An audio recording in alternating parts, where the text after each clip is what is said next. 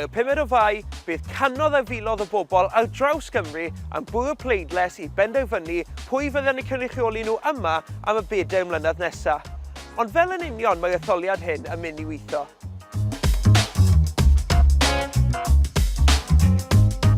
Yn wahanol i etholiad cyffredinol blwyddyn diwethaf, bydd gan bawb sydd wedi cyfrestru 2 bleidles eleni.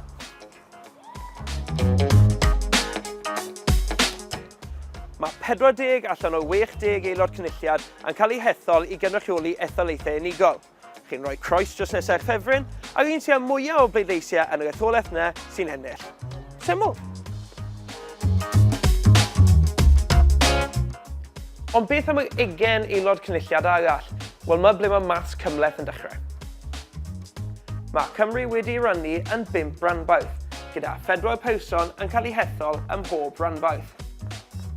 Yn hytrach na pleidleisio am ymgeisydd, chi'n pleidleisio am blaid. Y bwriad yw rhoi cynrychiolaeth i bleidiau sydd wedi cael llawer o bleidleisiau ar draws ranbarth gyfan, ond heb ennill digon i gael llawer o seddi etholaethol.